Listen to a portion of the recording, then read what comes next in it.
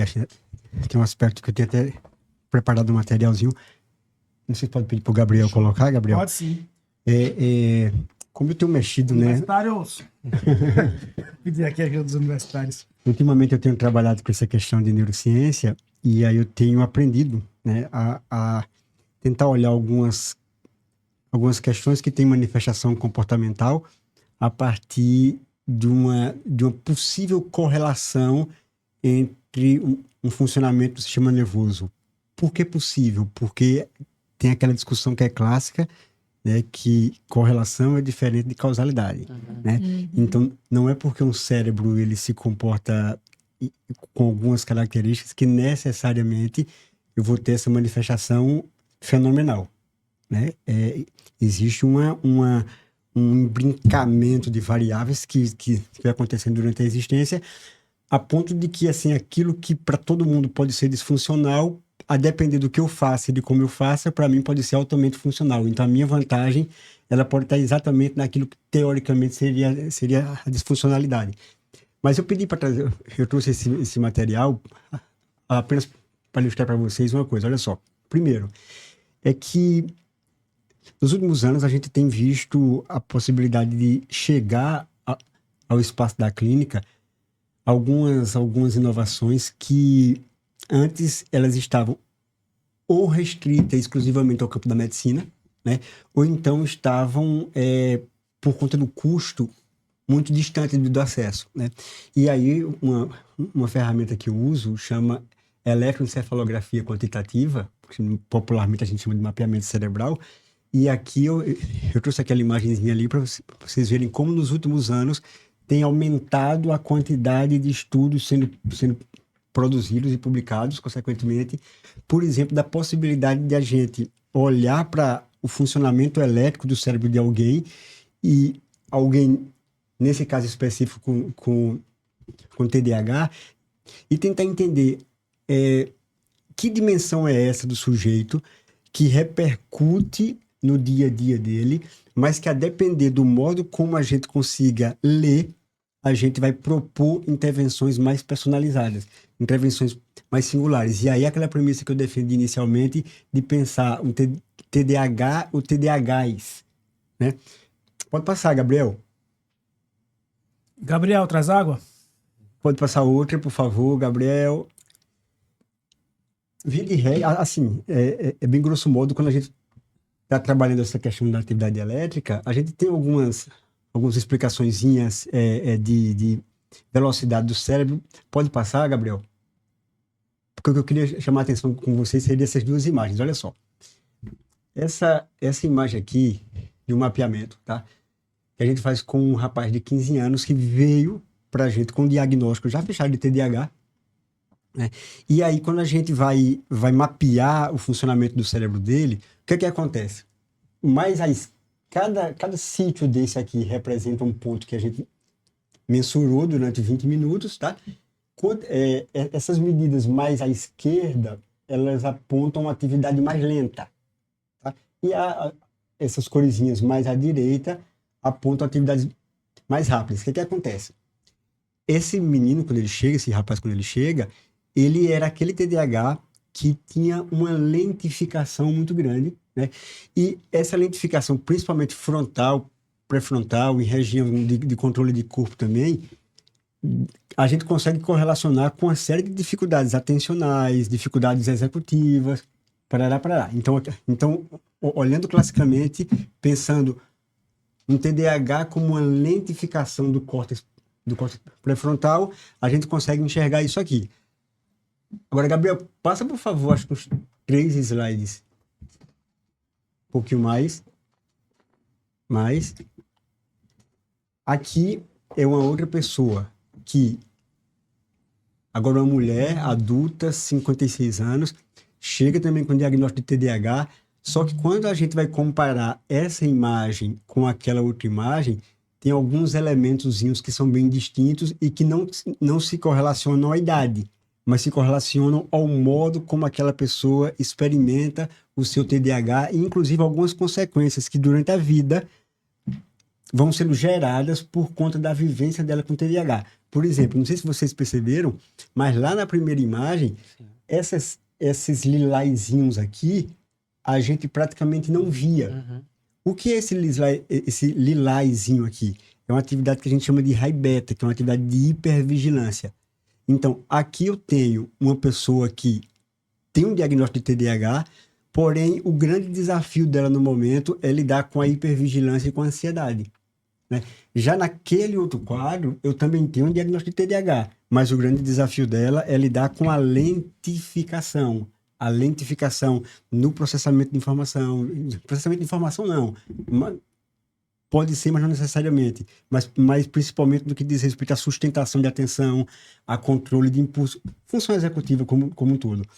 E aí, o que acontece? Eu acho que a gente tem um desafio, né, que é ir avançando na clínica com o incremento de algumas estratégias que nos ajudem a não apenas entender a perspectiva de manifestação comportamental, mas também a gente comece a avançar um pouco mais no mergulho dos aspectos psicobiológicos do sujeito, né? Por exemplo, tive acho que há 15 dias com o Jimmy no congresso sobre cérebro, e assim, o que se falou nesse congresso sobre neuroinflamação, né? Uma coisa impressionante, né? Então, assim, pensando a depressão como uma doença inflamatória, né? Eu formei há 20 anos e se alguém me dissesse que está há 20 anos, que viagem, né? E aí, assim, eu acho que nesse momento que a gente vive, a gente vai tendo a possibilidade de incrementar esses outros olhares, né? Que são olhares que somam, né? Porque eles somam um viés cognitivo, eles somam um viés comportamental, eles somam um viés existencial, eles somam um viés dessa angústia, né? Mas também ele traz uma perspectiva de a gente olhar para esse corpo não apenas pensando na perspectiva do que a psiquiatria, eu acho, de me corrigir se estiver errado, classicamente se especializou, que é na intervenção química, mas também como esses marcadores biológicos, eles podem até orientar a nossa intervenção psicoterápica. Perfeito. Né? Porque a gente vai estar entendendo que a gente vai estar lidando com cérebros diferentes, que têm o mesmo diagnóstico, mas são cérebros diferentes. Né? E quando a gente cruza as coisas, por exemplo, tu passa, Gabriel, por favor. Essa pessoa aqui, por exemplo, aquela atividadezinha mais quadradinha aqui, não sei se dá para perceber, onde eu botei as setinhas, isso é uma atividade lenta em região frontal e pré-frontal. Então você vê que tem um desenho bem, bem característico, lento. Quando eu venho para cá, eu tenho outra pessoa com o quê? Com o contrário, com um desenho excessivamente rápido. Só que enquanto manifestação clínica, termina sendo quadros muito, muito semelhantes. Por exemplo, uma pessoa ela não consegue sustentar a atenção porque a mente dela desconecta e ela vai para outro planeta, ou outra não consegue sustentar a atenção porque a mente dela pensa, e ela pensa em 2027 coisas ao mesmo tempo. Eu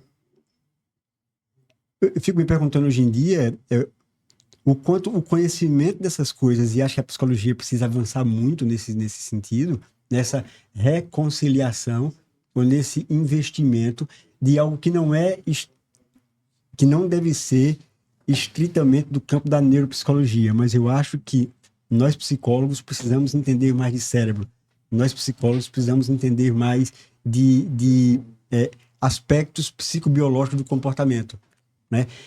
Do mesmo jeito que eu vejo a psiquiatria hoje avançando muito, pelo menos como quem olha de fora, no aspecto da psicodinâmica, no aspecto da compreensão comportamental, do aspecto da compreensão cognitiva. Então, assim, eu acho que esses caminhos, eles tendem a facilitar a identificação dessas questões e dos fatores correlatos de intervenção, né? Tu passa, Gabriel, é a última coisa que eu vou mostrar. Pode passar? Um pouquinho mais. Aqui, ó. Essa pessoa, essa última pessoa, quando você vai ver, tinha um lilás lá, que é atividade muito rápida, né? Quando você vai ver aqui o funcionamento do sistema nervoso autônomo dela, você vê uma ativação simpática muito maior do que era esperado para pessoas da mesma idade, peso, altura, sexo biológico, e ativação parasimpática, que seria aquela recuperação, aquele entrada em estado de quietude abaixo do que é esperado.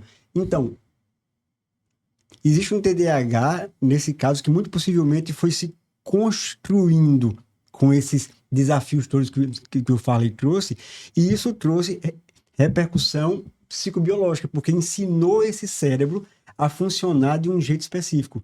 E aí eu preciso compreender como é que esse cérebro funciona, preciso compreender como é que essa pessoa funciona, preciso olhar para esse ambiente dela e pensar assim, e agora, como é que a gente repensa, remodela, como é que a gente ajusta, né?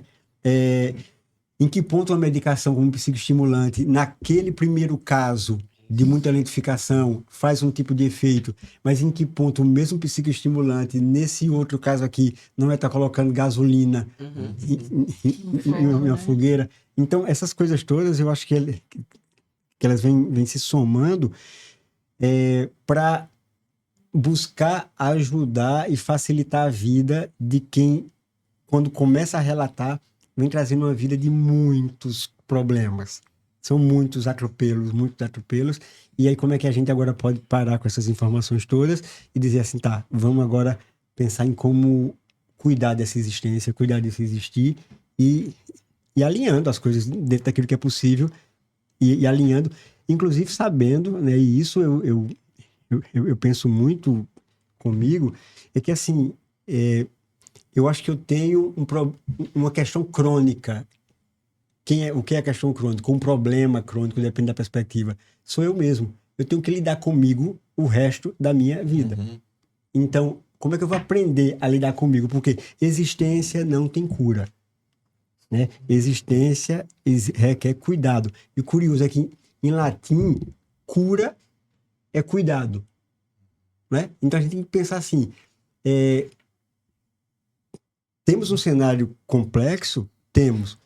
Mas em que medida existe também uma expectativa fantasiosa, infantil, né? De achar que seus problemas acabaram, né? E, assim, vamos colocar o braço em nós mesmos e dizer assim, Fred, vamos lá, né? E seguindo. Fred, esses